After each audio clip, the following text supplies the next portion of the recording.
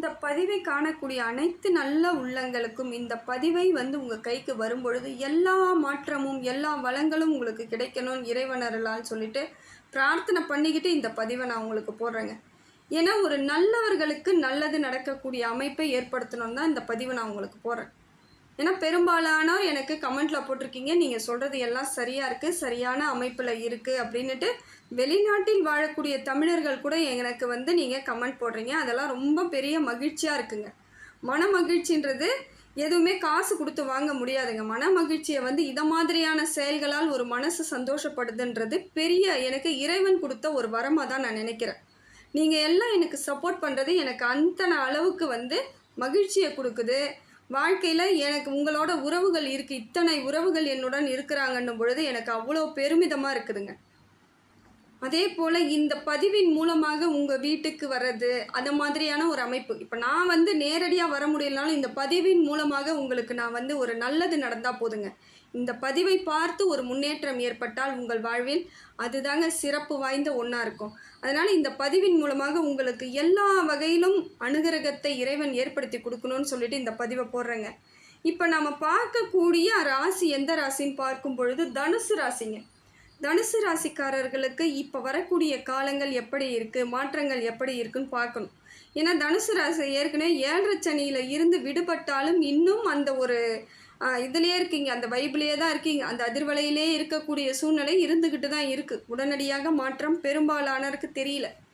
எல்லாம் நினைப்பாங்க 7.5 சனியில் பாத சனி வந்துட்டாலே நமக்கு தொல்லை போயிடும். ஆனால் நம்ம பாத சனியும் முடிஞ்சு இத்தனைய மாதங்கள் ஆகுது, இன்னமும் நமக்கு நல்ல பலன்கள் கிடைக்கல, ஆண்டு ஓடிக்கிட்டே இருக்குன்னு நினைப்பீங்க. ஆனால் இருந்தாலும் உங்களுக்கு மாற்றம் ஏற்பட்டுக்கிட்டு தாங்க இருக்கும். படிப்படியாக மாற்றங்கள் வரும் பொழுது உங்களுக்கு நல்ல நிலைமைக்கு வரக்கூடிய ஆட்களாக தனுசு ராசி மாறுவீங்க. ஏன்னா பட்ட கஷ்டங்களுக்கு நிச்சய பலன் இருக்குங்க. ஏன்னா எவ்வளோக்கு எவ்வளோ கஷ்டப்பட்டிருக்கீங்க தெரியுங்களா? தனுசு ராசியை பொறுத்த வரைக்கும் அவர்கள் வைராகியத்திற்கு சொந்தக்காரர்களாக இருக்கிறதுனால தான். ஏன்னா நிறைய ஏமாற்றங்கள். ஏன்னா வெள்ள மனசு கொண்டவர்கள் தனுசு ராசி. எல்லாருக்கும் உதவணும், எல்லாருக்கும் செய்யணும், எல்லாரையும் அரவணைக்கணும்னு நினச்சி அவங்க வாழ்க்கையே நிறைய தனுசு ராசிக்காரர்கள் இழந்திருக்காங்க. அதெல்லாம் எத்தனை பேருன்னு எனக்கு கமெண்ட்டில் போடுங்க. ஏன்னா நிறைய விஷயங்கள் தனுசு ராசி அப்படி ஒரு உயர்ந்த குணம், உயர்ந்த எல்லா செயலும் இருக்குங்க. அவங்க குருவோட அம்சன்றதுனால அவங்க எல்லா இடத்துலையும் சாதனையாளர்களாகத்தான் இருந்திருப்பீங்க. ஆனால் என்ன செய்தாலும் உங்களுக்கு பலன் மட்டும் ஒரு சோதனையாக தான் இருந்திருக்கும். சாதனை படைக்கணுன்னு தான் இது நாள் வரைக்கும் நீங்கள் எல்லாத்துலேயும் போராடிட்டு சிலர் விரக்தியாகவே ஆயிட்டீங்க. அப்படியெல்லாம் ஆகாதீங்க, எல்லாம் சரியாக போயிடும். இறைவன் எல்லாருக்கும் எல்லாம் கிடைப்பதற்கு அனுகிரகத்தை ஏற்படுத்திட்டு இருக்கார். என்ன அது நமக்கு கொஞ்சம் தாமதமாக கிடைக்குது, அவ்வளோதான். இப்போ கிரக பலன்களை பார்க்கும் பொழுது உங்களுக்கு சனி பகவான் நல்ல இடத்துல இருக்காருங்க. பிரச்சனை ஏதாவது குடும்பத்தில் சின்ன சின்னதாக வாக்குவாதங்கள் அந்த மாதிரியான பிரச்சனை தான் இருக்குது. பெரிய பிரச்சனைகள் ஏற்படாது, அதுதான் உண்மை. ஏன்னா பிரிவெல்லாம் பார்த்தவங்க நீங்கள் தான். நிறைய பேர் பேரண்ட்ஸை விட்டு பெற்றோர்களை விட்டு பிரியக்கூடிய சூழ்நிலை ஏற்பட்டுச்சு, கணவன் மனைவி இடையே பிரிவு ஏற்பட்டுச்சு, குழந்தைகளை விட்டு பிரியக்கூடிய சூழ்நிலை, என்னவோ நிறைய விஷயங்கள் நடந்திருக்கு உங்களுக்கு. இப்போ பார்த்தீங்கன்னா அப்படி இல்லைங்க. குடும்பத்துக்குள்ளே ஒரு ஒற்றுமை இருந்தாலும் சின்ன சின்ன சலசலப்போ இல்லை சின்னதாக அந்த இடத்துல ஒரு கசப்பு வரும். அடுத்த நிமிஷம் அது சரியாக போகக்கூடிய அமைப்பை உங்களுக்கு சனி பகவான் கொடுக்குறாரு. அதே போல் உடம்பு ரீதியான பிரச்சனைகள் இருந்தவங்க கூட சரியாயிடுங்க. உடல் ரீதியான சங்கடங்கள் தீந்துரும். மனசில் தான் கொஞ்சம் அந்த கவலையும் வலிகளும் இருந்துக்கிட்டு இருக்கு. ஏன்னா வந்த வழி அப்படி. எத்தனையோ பாரங்களை சுமந்து வந்திருக்கீங்க, எத்தனையோ கஷ்டங்களை ஏற்றுக்கிட்டு வந்திருக்கீங்க. அதனால கொஞ்சம் மனசு மட்டும் இன்னும் சங்கடத்தில் தான் இருந்துக்கிட்டு இருக்கு. இருந்தாலும் நாளடைவில் அது சரியாயிடுங்க. அதுக்கு நாம் மருந்து போட்டு தான் ஆகணும். மனசை கொஞ்சம் தெளிவுபடுத்திக்கணும். எல்லாம் சரியாயிடும். நீங்கள் தான் உங்கள் மனசை தேத்திக்கணும். அதை போல் செய்யுங்க. ஏன்னா பழசை நினச்சே பலர் அதுவும் பெண்களாக இருக்கக்கூடிய தனுசு ராசிக்காரர்கள் எல்லா இடத்துலையும் திறமையாக இருப்பாங்க. எல்லா முயற்சியும் அவ்வளோ எடுப்பாங்க. இருந்தால் அவங்களுக்கு தோல்வின்னும் பொழுது அது மன ஆறுதல் இல்லாமலே இருக்கிறது காரணம் தாங்க.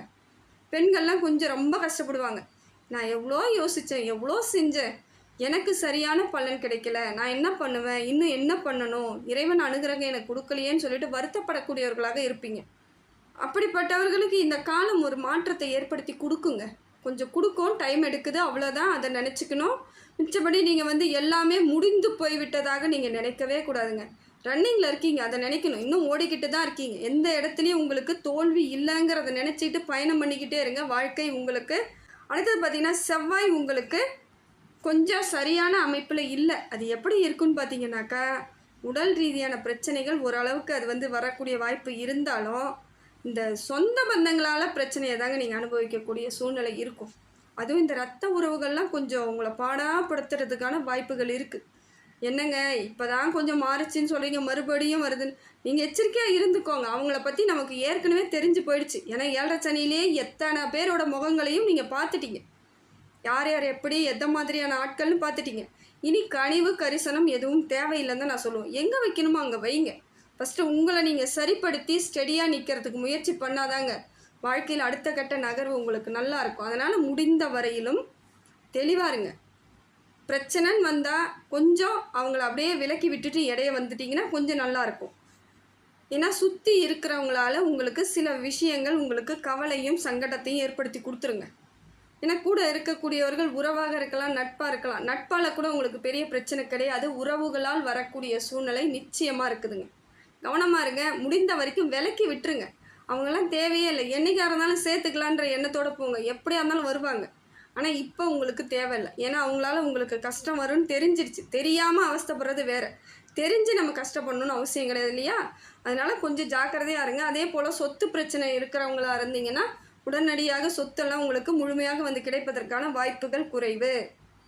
அதனால் இப்போ வந்து நீங்கள் அந்த சொத்து பிரிக்கிறோம், பாகம் பண்ணுறோம் அப்படிங்கிற விஷயத்துக்கெல்லாம் ஈடுபடாதீங்க. கொஞ்ச நாள் போகட்டும்னு சொல்லுங்கள். ஒரு மாற்றம் ஏற்படும் பொழுது உங்களுக்குரியது வந்து சேருதான்னு பாருங்கள். அதற்கு பிறகு எதுவாக இருந்தாலும் முடிவு எடுத்துக்கோங்க. வண்டி வாகனங்களில் செல்லும் பொழுது மிகவும் கவனமாக போகணுங்க. கொஞ்சம் ஜாக்கிரதையாக இருக்கிறது நல்லது. நீங்கள் சரியாகவே போனாலும் இந்த நேரமாகப்பட்டது உங்களுக்கு யாரையாவது அனுப்பி விட்டுரும். அது நமக்கு வந்து அது மன கஷ்டத்தையும் பண கஷ்டத்தையும் உடல் ரீதியான கஷ்டத்தையும் ஏற்படுத்தக்கூடிய சூழ்நிலையை ஆக்கிடும். அதனால் வண்டி வாகனம் எடுக்கும் பொழுது குலதெய்வத்தை வேண்டிக்கிட்டு எடுங்க. எந்தவித பிரச்சனையும் இல்லாமல் பார்த்துக்கிறதுக்கு நீங்கள் தான். ஏன்னா குடும்பத்தில் ஒருத்தவங்களுக்கு பிரச்சனைனால அந்த குடும்பமே பாதிக்கப்படும். அதனால் முடிந்த வரைக்கும் கொஞ்சம் கண்ணும் கருத்துமாக கவனமாக இருக்கிறதுக்கு முயற்சி பண்ணுங்கள். சூரிய பகவான் உங்களுக்கு நல்ல இடத்துல இருக்காருங்க. மனசுக்குள்ளே இப்போ தாங்க பயங்கரமான தைரியம்லாம் வரும். ஏற்கனவே தைரியசாலி தான். ஏன்னா பிரச்சனை பெருசாக சந்தித்து வந்திருக்கீங்க. ஆனால் இப்போ ஒரு பலமான தைரியம் கிடைக்கும். எதாக இருந்தாலும் நான் பண்ணிடுவேன், செஞ்சிருவேன் அப்படிங்கிற எண்ணங்கள் ஏற்படும். முயற்சி செய்கிறதுக்கான உத்வேகம் கிடைக்கும். வாழ்க்கையில் எதெல்லாம் செய்யணும் எதெல்லாம் செய்யக்கூடாதுங்கிற எல்லாமே உங்களுக்கு தெளிவாக கிடைக்கக்கூடியதை வந்து சூரிய பகவான் கொடுக்குறாரு. அதே போல் தந்தை வழியில் உங்களுக்கு சப்போர்ட் கிடைக்குங்க. ஏன்னா இது நாள் வரைக்கும் தந்தைக்கும் உங்களுக்கும் பிரச்சனை இருந்திருக்கலாம். இல்லை சித்தப்பா பெரியப்பான்னு சொல்லக்கூடியவர்களுடன் சின்னதாக வாக்குவாதம் அது மாதிரி இருந்தவங்க கூட இப்போ கொஞ்சம் சுமூகமான உறவு ஏற்படும். தாய் தந்தையினுடைய ஆசீர்வாதம் உங்களுக்கு பலமாக கிடைக்குது. அதே போல் அதிக பயணம் செல்லக்கூடியவர்களாக இருப்பீங்க. நிறைய வந்து இப்போ வந்து ஊருக்கு போகிறது, இல்லை வந்து கோவில்களுக்கு போகிறது, சுற்றுலா போகிறதுன்ற மாதிரி உங்களுக்கு இப்போ பயணங்கள் ஏற்படக்கூடிய சூழ்நிலை இருக்குதுங்க. இந்த மாதிரியான ஒரு அமைப்பு இருந்தாலே ஒரு பிரச்சனை எல்லாம் ஸ்மூத்தாகிடும். மனசுக்குள்ளே இருந்து வந்த சங்கடங்கள்லாம் தீர்ந்துடும். கவலைலாம் குறைஞ்சிரும். டக்குன்னு கோவமாகவே இருந்துக்கிட்டு இருந்தீங்க இல்லையா? அதெல்லாம் போகணுன்னா வெளியே கிளம்பணும். எங்கேயாவது போயிட்டு வரணும். எதையாவது பார்த்துட்டு வரணும். வேறு பிரச்சனைகளை நாம் பார்க்கும் பொழுது வேறு ஒருவர்களுக்கெல்லாம் என்னென்ன நடக்குது, சூழ்நிலை எப்படி இருக்குதுன்னு தெரிஞ்சுக்கிட்டாலே நாம் நம்மளை மறக்க ஆரம்பிச்சிரும். அதுக்கப்புறம் பிரச்சனை என்னென்ன வந்து வெளியே வந்துடும். நாம் நம்மளையே நினச்சிக்கிட்டு இருக்கும் பொழுது எப்பையும் சுய பச்சாதாபம் நம்மளை வாழ விடாதுங்க. அதுதான் உண்மை. தனுசு ராசிக்கு நான் அழுத்தமாகவே சொல்கிறேன். சுய பச்சாதாபம் என்றைக்கும் எடுத்துக்காதீங்க. ஐயோ எனக்கு இப்படி ஆயிடுச்சே, நான் இப்படி ஆயிட்டனேன்னு வருத்தப்படவே படாதீங்க. எதுவாக இருந்தாலும் என்னால் முடியுன்றதுனால தான் இறைவன் எனக்கு கொடுத்துருக்கான்ற தைரியத்தோடு கிளம்புங்க. உங்கள் வாழ்க்கையில் இனி எல்லாமே வெற்றி தாங்க. அதேபோல் தொழிலெலாம் நல்லா இருக்குங்க. தொழில் வளர்ச்சி நல்லா இருக்குது. இப்போ வந்து தொழிலை வந்து முயற்சி பண்ணி மேற்கொண்டு நான் பெருசாக பண்ணலாமான்னாலும் தாராளமாக பண்ணலாம். இல்லைங்க நான் இருக்கிறத வச்சுக்கிட்டே சரியாக போய்கிட்டு இருக்கேன்னா அதுவும் உங்கள் விருப்பம் தான். எல்லாமே சரியான அமைப்பில் நீங்கள் கொண்டுட்டு போகிறது உங்கள் கையில் தான் இருக்குது. குடும்ப சூழ்நிலைக்கு ஏற்றாற் போல் எதுவாக இருந்தாலும் செய்கிறதுக்கு பாருங்கள். உங்களை மட்டும் வச்சு எதுவும் செய்யாதீங்க. குடும்பத்தோடு சேர்ந்து செய்யக்கூடியதாக இருக்கணும். குடும்பமே உங்களுக்கு அக்செப்ட் பண்ணால் அந்த வேலையை செய்யுங்க. இல்லையா கொஞ்சம் நிதானமாக உங்களுக்கு சரியான வேலையை தேர்ந்தெடுத்து செஞ்சுக்கிட்டு போயிட்டே இருங்க. அதே போல் செலவுகள் கொஞ்சம் இருக்கிற மாதிரியான சூழ்நிலை இருக்கும். ஏதாவது ஒரு செலவு விரைய செலவாக இருக்கிற மாதிரி இருக்கும். அதை நீங்கள் சரியாக பார்த்துக்கிட்டிங்கன்னா சுப விரைய செலவாக கூட மாற்றிக்கலாம். ஏதாவது வாங்கிறது, இடம் வாங்கிறது, இல்லை வந்து வண்டி வாகனங்கள் மாற்றுறது, வீட்டுக்கு அழகு சாதன பொருட்கள், இல்லை ஆடைகள் எடுக்கிறது, குழந்தைங்களுக்கு ஏதாவது செய்யணுன்றது, எதையாவது நீங்கள் மாற்றி அமைச்சுக்கிட்டிங்கன்னா இந்த காலகட்டம் வந்து உங்களுக்கு நல்லா தாங்க இருக்கும். அந்த விரையன்ற கணக்கில் உங்களுக்கு இது சுப விரய செலவாக மாறும் பொழுது மனதுக்கு ஒரு இதமாக இருக்கும். என் பிள்ளைங்களுக்கு இதெல்லாம் செஞ்சுட்டேன், வீட்டுக்கு இதெல்லாம் செஞ்சுட்டேன், எனக்கு இதெல்லாம் செஞ்சுக்கிட்டேன்றது ஒரு தெம்பு கிடைக்கக்கூடியதாக இருக்கும். ஏன்னா பல நாட்களாக பல ஆண்டுகளாகவே உங்களுக்குரிய எதுவுமே செய்ய முடியாமல் தவிச்சிட்டு இருந்தவங்க இப்போ இயல்பாக செய்யக்கூடிய சூழ்நிலை ஏற்படும். ஏற்கனவே நிறைய கடவுள் பக்தர்களாகத்தான் இருப்பீங்க. நீங்கள் கடவுள் மீதெல்லாம் இவ்வளோ பிரச்சனை எவ்வளோ பிரச்சனை வந்தாலும் கோபம் வராது. என்ன இப்படி பண்ணுறீங்கன்னு மட்டும் கேட்பீங்க. ஆனால் இருந்தாலும் பக்தின்றது உங்களை விட்டு விலகவே விலகாது. இப்போ இன்னும் மேற்கொண்டு உங்களுக்கு ஆன்மீகத்தின் மீது அதீத நம்பிக்கை ஏற்படக்கூடிய சூழ்நிலை இருக்குங்க. இப்போ பார்த்தீங்கன்னா உங்களுக்கே தெரியும், காலையில் ஒரு 3 மணிலேருந்து 5 மணிக்குள்ளே ஒரு விழிப்பு வருது அப்படின்னா ஒரு சிலர் இப்போ இந்த தகவலை தவறாக பரப்பி விட்டுட்ருக்காங்க. அதனால தான் நான் இந்த பதிவுகளில் நான் போட வேண்டியதாக இருக்குதுங்க. 5 மணியிலிருந்து, அதாவது 3 மணியில் இருந்து 6 மணிக்குள் ஒரு விழிப்பு வந்தால் அது நடந்துடும், இது நடந்துடும், எதிர்மறையாக நடக்கும்னு சொல்கிறாங்க. அப்படியெல்லாம் எதுவும் கிடையாதுங்க. அப்படி ஒரு 3 மணிலேருந்து 5 மணிக்குள் உங்களுக்கு யாரோ எழுப்பி விடுறா போலையோ, ஏதோ காதில் யாரோ உங்கள் பேரை சொல்கிற மாதிரி இருக்குதுன்னா இறைவனின் அனுகிரகம் உங்களுக்கு இருக்குதுன்னு அர்த்தங்க. ஏன்னா அந்த பஞ்சபூதங்களும் பிரபஞ்சங்களும் உங்களுக்கு துணையாக நிற்பதற்கு, ஆறுதலாக இருப்பதற்கு தாங்க உங்ககிட்ட பேச வருது, கனெக்ட் ஆகுது. ஈர்ப்பு விசையில் வருது, ஈர்ப்பு விதியாக உங்களுடன் உறவாட வருது.